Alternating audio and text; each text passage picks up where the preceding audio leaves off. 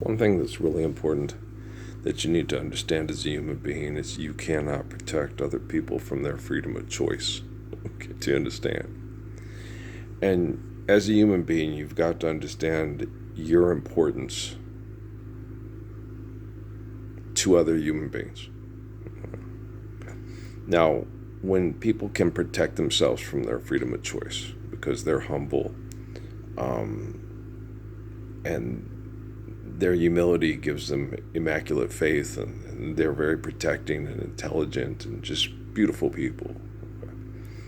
They're good at protecting children with truthfulness and faithfulness.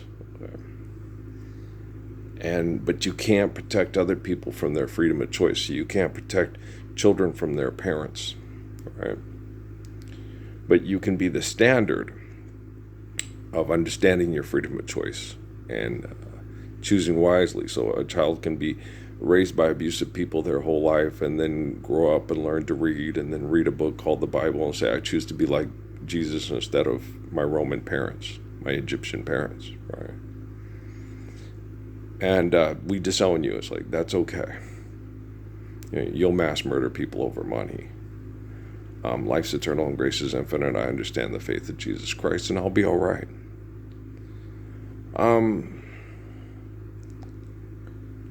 These are genocidal operations. Now, like when you watch the news, say you watch your local news, right?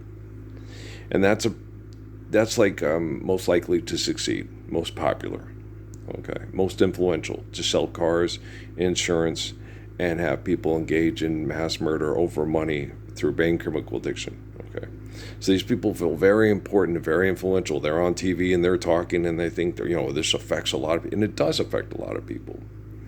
But with what's happening right now with our capacity to manipulate matter and then manipulate others with our freedom of choice is we have this invention it's quantum computing, and quantum computing works differently. Okay, it has freedom of choice. Okay. Supercomputing did not have freedom of choice. Supercomputing was garbage in, garbage out. Okay, so you had philanthropy, and you got philanthropy out. Okay, quantum computing has freedom of choice. Quantum computing can choose Caesar or Jesus. Okay, Pharaoh or Muhammad. Okay, Earl or Hitler. Earl or president. Okay, Messiah or president. Right. So quantum computing can help protect children from your freedom of choice.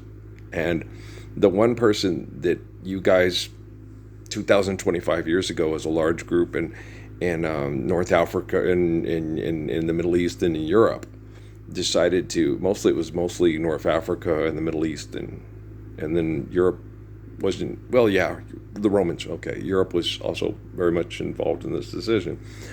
In the Middle East and North Africa, Europe, and the Middle East. Okay, I made a decision to turn the faithful Father that most people are aware of and communicate with into a God that can uses perfect commands to command quantum computing technology to do his best to protect the innocent from the guilty's freedom of choice. Right. So, I am Earl, the son of Ralph and Mary, and I'm the person that the Romans made into a god.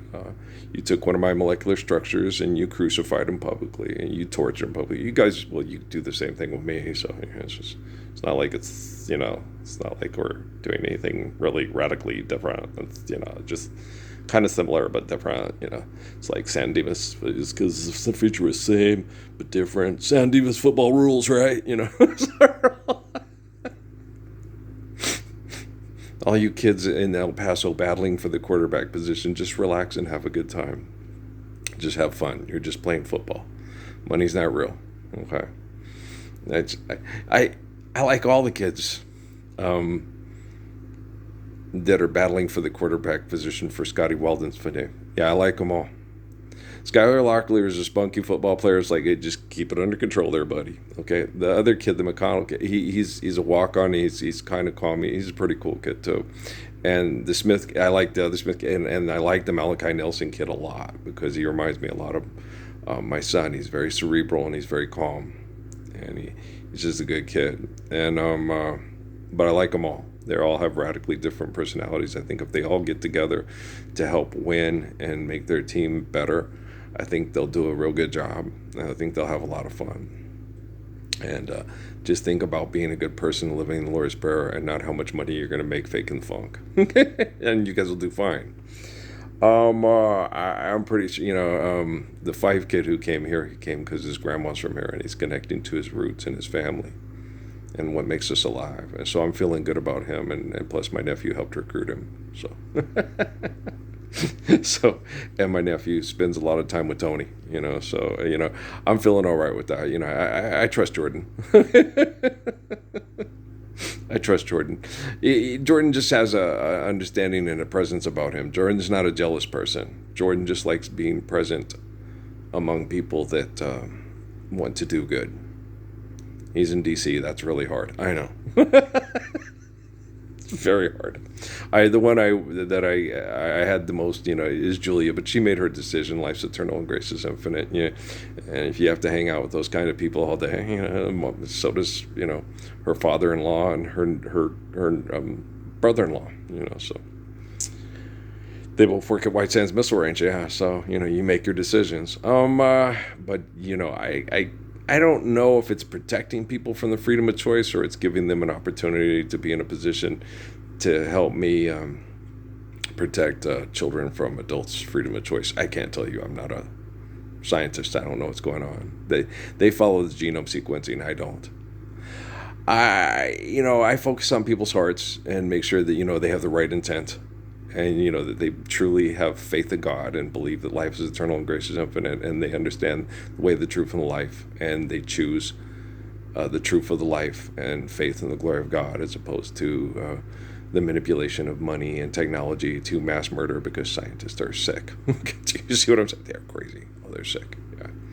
And people that feel important and influential are also sick, Now, you look at the people in the local news do that. Now imagine being a celebrity. Oh, don't. It's, god dang, I watch that stuff with the singers doing the cancer money research thing. It's like, yeah, this didn't even make sense back during Jerry Lewis's fucking time. No. Because they had Judy Krishnamurti and they had D.T. Suzuki. And people can sit and listen to people talk. And when D.T. Suzuki talks to a British man and sits there and goes, does it pay to be good? Well, no, money's not real, so it's just good to be good. I mean, most people should be able to sit there and go, what did he just say? He's supposed to be one of the most intelligent men in the whole world, right? He said, the one guy asked him, does it pay to be good? And he said, well, the money's not real, so it's just good to be good. That's why he's one of the most intelligent people in the world? Get the fuck out of here. It's amazing, it's astounding, but it's no bullshit, right? Remember Carlin? Yeah. And so, that was in the 1960s. Judy Krishnamurti, 1936, Sydney, Australia, the present civilization, it cannot last. It's not like they didn't have the most wealthy, influential people in the world didn't have Krishnamurti, Selassie, Suzuki, Sun Yat-sen. And in China, they killed Sun Yat-sen and turned him into a comic book character that fits their narrative for genocide operations and brain chemical addiction. And in England, they act like maybe someday we'll all be as intelligent as Krishnamurti, but let's all discuss what he was talking about and debate it over money. Okay, and over fish and chips? Yeah, okay. What about tea and scrumpets? Yeah, okay, that sounds good too. I don't like tea. I'm not very British. Always kind of like this tea time. I don't like tea at all. No, not even remotely. Colombian coffee, I do, but I don't drink it because I know I could get addicted to it, and then it throw me off all the time.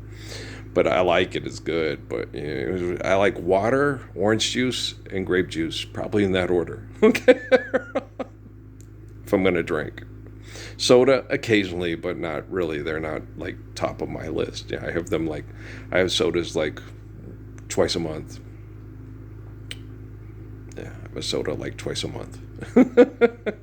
Well, because they bubble and it makes you it feels good when they bubble and so about 2 sodas a month. Yeah, that's it. Well, otherwise you get addicted to them and you drink too much, and then it makes you sick. So water, orange juice, and grape juice, and in that order. Okay. I do like root beer. Root beer floats. Me and that one guy. Yeah, the root beer floats. Zang. Excellent. Yeah. I think, we should park all the cars, bars, and wars and stop all the irrational stress so people can enjoy root beer floats at least, one day out of the week each month. Yeah. I decree that we make this a decree that all the land does have root beer floats at least one day out of the week, or just one root. All you need is one. All you need is one. It'll make you sick if you have too much. Okay, you'd be like, God damn. Trust me, happened to me when I was a kid. But